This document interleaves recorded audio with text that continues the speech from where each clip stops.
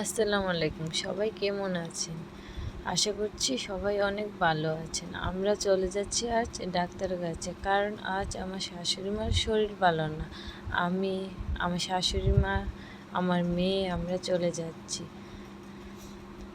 তারপর হঠাৎ করে আমার মেয়ে বলল, আমরা রাস্তায় বেরিয়ে পড়ছি, হঠাৎ মেয়ে বলল, মা আমি হেঁটে হেঁটে যাব। আমার শাশুড়ি মা বলছে, না এখানে অনেক কাদা, তুমি কিছুক্ষণ পরে মেন রাস্তা যেয়ে তারপর তুমি নিচে নেমো। তারপর নামিয়ে দিয়েছে, তো হেঁটে হেঁটে চলে যাচ্ছে। আমাদের বাড়ি থেকে অনেক দূর, প্রচণ্ড দূর রাস্তা, অর্ধেক রাস্তা প্রায় শেষ হয়ে গেছে। তারপরে যেমন রাস্তা পুরোই না, একটা অটোও নেই, কী আর করার। তারপর হেঁটে হেঁটে চলে যাচ্ছে। এই তো আমাদের চারপাশটা আপনাদের দেখালাম। অর্ধেক রাস্তা প্রায় শেষের দিকে, আর কিছুক্ষণ পরে আমরা ওই হাঁটতে হাঁটতে ওই যে সামনের দিকে, এখানে আমরা অটো তুলবো।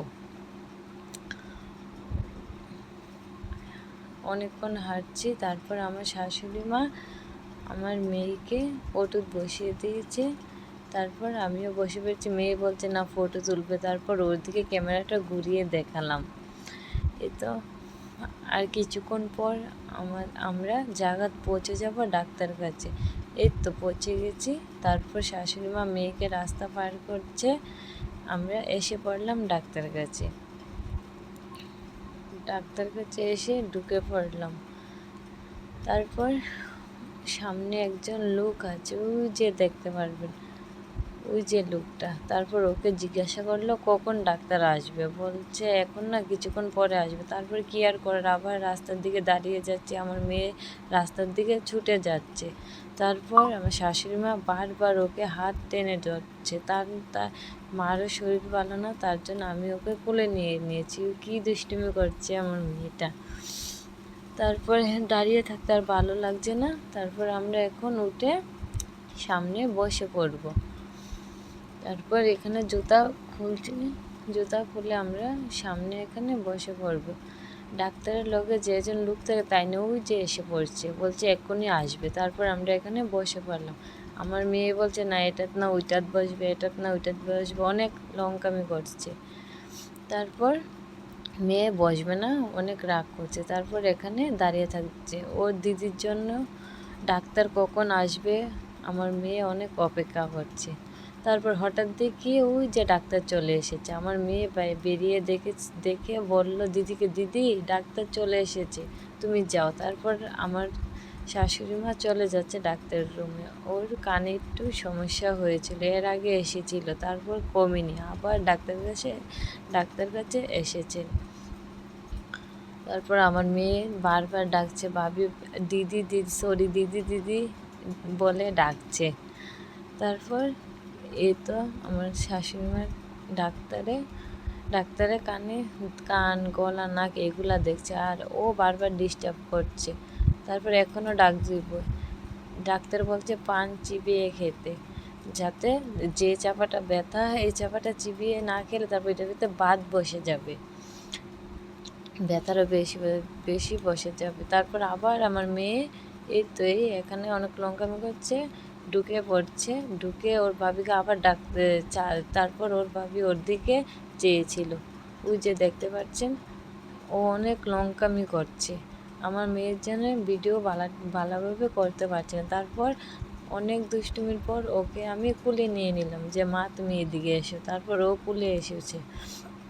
তারপরে হঠাৎ দেখি আমার শাশুড়ি মা বেরিয়ে পড়ছে, ডাক্তার দেখা শেষ হয়ে গেছে। তারপর এখন বেরিয়ে যাচ্ছে, আর আমার মেয়ে ওই যে জুতো পরে রেডি হয়ে যাচ্ছে। আমার ছাতার কথা মনে নেই। তারপর আমার মেয়ে বলে, মা তুমি তো ছাতা ফেলিয়ে যাচ্ছ। তারপর মেয়েকে বলছি তুমি নিয়ে এসো। ও নিয়ে এসেছে, আর ওর দিদি ওকে নিয়ে হাঁটছে। তারপর মাকে বললো, মা কিছু ফটো তুলি। মা বলছে না, আমার কানে প্রচুর ব্যথা। তারপরে দাঁড়িয়ে পড়ছে, অটোর জন্য অপেক্ষা করছে এখানে দাঁড়িয়ে। এখন আমরা এখানে দাঁড়িয়ে থাকবো, কিছুক্ষণ পর অটো আসলে অটোর মাধ্যমে আমরা অটোতে করে চলে যাচ্ছি। আমার মেয়েকে বসিয়ে দিয়েছে, তারপর শাশুড়ি মা বসে পড়েছে, আমরা এখন চলে যাব। বাড়িতে যাওয়ার জন্য রওনা দিয়ে পড়ছি। তারপর এখানে বসে আবার ভিডিও করছি। মেয়ে প্রচুর লঙ্কামি করছে, মোবাইল দেখলে একদম চুপ হয়ে যায়। তারপর এখানে টাকা নিয়ে অনেক ঝামেলা হচ্ছে। আমরা অনেকক্ষণ ওটার মধ্যে বসে পড়ছি। অনেক ঝামেলার পর তারপর না ঠিক হয়ে গেছে। তারপর ওটু স্টার্ট করছি। আমরা এখানে বসে পড়েছি। এই তো এখন আমরা নেমে যাব। আমার মেয়ে হঠাৎ করে বলল, দিদি আমি চিপস খাবো। তারপর আমার শাশুড়ি মা দোকানে ঢুকে পড়ছে, ঢুকে বলছে চিপস দিতে।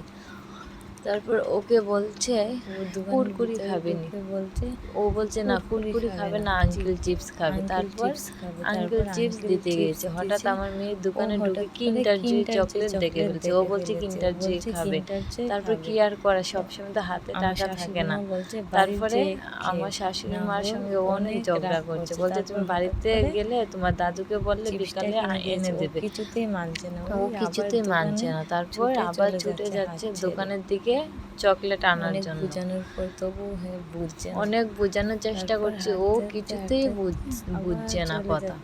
তারপর হেঁটে হেঁটে আবার বাড়ি থেকে রওনা দিতে চলে যাচ্ছে। আবার রাগ করছে না, ও চকলেট খাবে।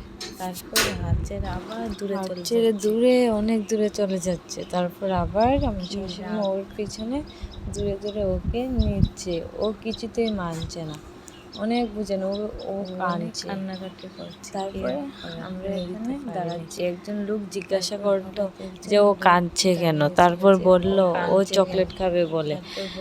তারপর তাইনে বললো যে তুমি চিপসটা নিয়ে নাও, বাড়িতে গেলে তোমার দাদুকে বলো, দাদু কিনে দিবে। আমার শ্বশুরের আবার একজন চীনা পরিচয় লোক তাইনে। তারপর ও আমার কোলে ধরে অনেক কান্না করছে, কিনতে পারিনি বলে। অনেক গরিব মানুষ, খেতে আমরা প্রচুর কষ্ট হয়। তারপরে যদি আপনারা সাপোর্ট করেন, লাইক কমেন্ট করেন, তারপরে সাবস্ক্রাইব করেন, এটাই আপনারা সফলতা। একদিন আমরা সফল হব ইনশাআল্লাহ। হেঁটে হেঁটে আবার প্লিজ ভিডিওটাকে আপনারা সবাই মন সহকারে দেখবেন, সাবস্ক্রাইব করেন। তারপরে হেঁটে হেঁটে চলে যাচ্ছি। আমার শাশুড়ি মা বললো যে তোমাকে তো দেখবে নাকি, আমি ভিডিও করে দিই, তোমাকে সবাই দেখবে, তোমাকে তোমার মেয়েকে। তারপর আমি বললাম না আপনি পারবেন না। তারপর আমি মোবাইলটা নিয়ে আমি আবার সামনের ক্যামেরা দিয়ে নিচ্ছি। তারপর দেখাচ্ছি আমাদের পরিবেশটা তো কেউ দেখবে না, তার জন্য চারপাশের পরিবেশ আপনাদেরকে পরিবেশটা দেখালাম। কেমন লাগছে আমাদের পরিবেশটা আপনারা কমেন্ট করে বলবেন। ও অনেক কান্না করছে, চিপস ধরবে না, চিপস ধরবে না। তারপর হঠাৎ করে আমার শাশুড়ি ওর হাতে চিপসটা, তারপর হঠাৎ করে আমার শাশুড়ি মা ওর দেখতে দেখতে তারপর হেসে পড়ছে। তারপর চিপসটা দিয়ে নিচ্ছে, ও ফেলিয়ে পাড়া মারছে চিপসের মধ্যে। এই তো বাড়িতে চলে আসলাম। তারপর এখানে আমরা দাঁড়িয়ে একজন লোককে জিজ্ঞাসা করবো পাড়ার বাড়ি হই, ওনাকে আমার শাশুড়ি মা ডাকছে যে ছাতাটা নিয়ে যাওয়ার জন্য। ছাতাটা আমরা না, কারণ আমরা ছাতাটা ভেঙে ফেলে দিয়েছি। তারপর এই ভাবির থেকে ছাতা নিয়ে নিয়েছি। তার ভাবিকে ডেকে ছাতাটা দিয়ে বাড়ির দিকে চলে যাচ্ছি। আজকের ভিডিও এতটুকু। আল্লাহ হাফেজ।